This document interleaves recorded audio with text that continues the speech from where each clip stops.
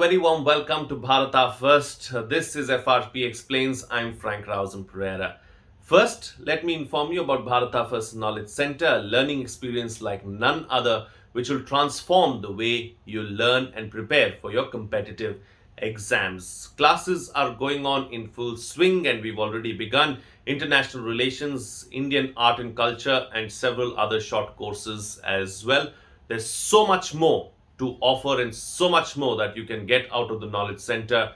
Don't miss out on this opportunity. Register now. The limited period early bird discounts end on the 31st of July, so you have just a few more days. Don't miss out on this opportunity and register today. Go to kc.bharatafirst.com for more details and see what our offerings are. Since you're here, please like the video, subscribe, hit the bell icon, and then all notifications, and do share the content as well so that more people get to know about Bharata First.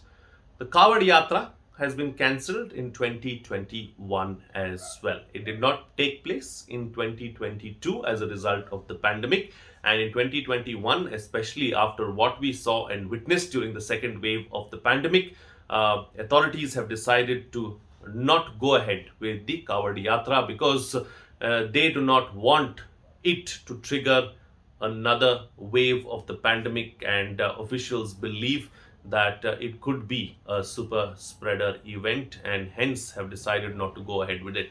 Latest being the DDMA, which has decided not to go ahead with the Kawad Yatra, and this after Uttar Pradesh too cancelled the Kawad Yatra in Uttar Pradesh after the Supreme Court intervened. The Supreme Court on Friday had asked the Uttar Pradesh government to seriously consider cancelling the Kawad Yatra this year, or else it will have to intervene by Monday. Initially, of course, the Uttar Pradesh government did not want to cancel the event and wanted to go ahead with it as planned, but after the Supreme Court intervened, the Uttar Pradesh government has decided not to go ahead with it, and it seems like better sense has prevailed. Uttarakhand, of course, was the first state to go ahead and say that the Kawad Yatra will not take place. This was done last Monday itself.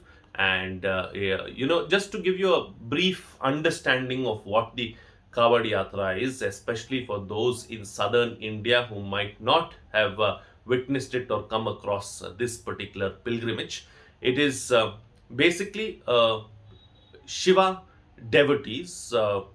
Sometime in the end of July and early weeks of August, take a pilgrimage to, usually and more often than not, Haridwar, pick up holy water from the Ganges and then take it back to their respective Shiva shrines that they have back home and in their villages, and that process is usually carried out by foot. More recently, of course, people have started using trucks, and it has become a bit of a fanfare kind of an event where the young lads who take back the water to their respective villages and shrines are welcomed with a lot of fanfare back home and are looked at as local heroes as such, because it's a very difficult pilgrimage to undertake, especially those who take it on foot. For those from southern India who are unaware and who have visited Delhi, say in the end of July or beginning of August, you'd have noticed on the sides of the roads there are several camp shamianas that are put up where people usually in saffron are resting and taking a break with refreshments as well. And you would have seen many of them carrying those pots on their shoulders. So they are called kawariyas. They are Shiva devotees who carry out this pilgrimage on a yearly basis. So that is what the entire story actually is. There is much more to it as well, but not for right now. Just giving you a gist about what exactly the Kawad Yatra is and who kawariyas are.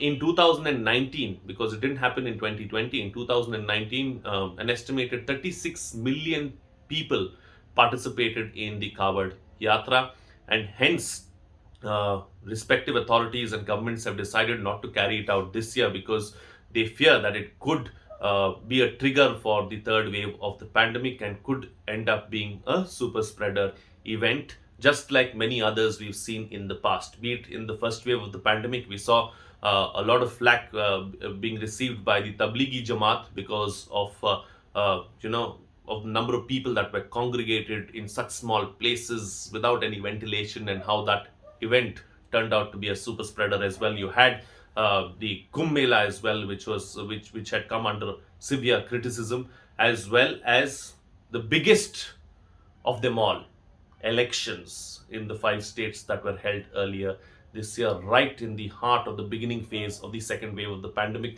which contributed immensely to the spread of the second wave of pandemic, and so many people and so many families being affected as a result of the deaths that were caused due to the pandemic, and those who have suffered too have suffered badly.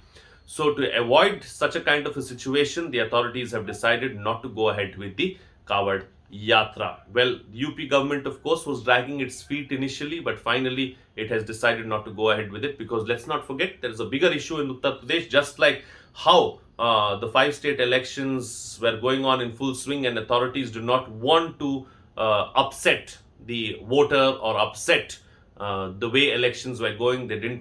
They decided to go ahead with it. Same way in Uttar Pradesh as well, elections around the corner.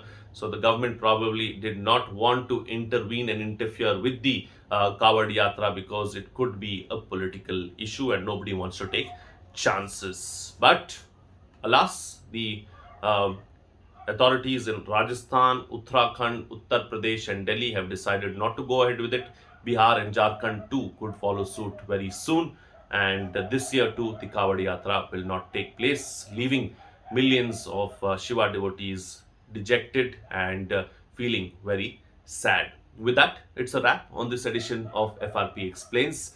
If you like the content, please like the video, subscribe, hit the bell icon, and then all notifications. And before I go, let me remind you once again about Bharata First Knowledge Center, a learning experience like none other, which will transform the way you prepare for your competitive exams. It will help you immensely in your competitive exams journey. Our classes are on in full swing. We've started international relations, Indian art and culture, and several other short courses as well, like how to improve your English, identifying what is important in newspapers, and there's so much more to come and so much more that we have to offer.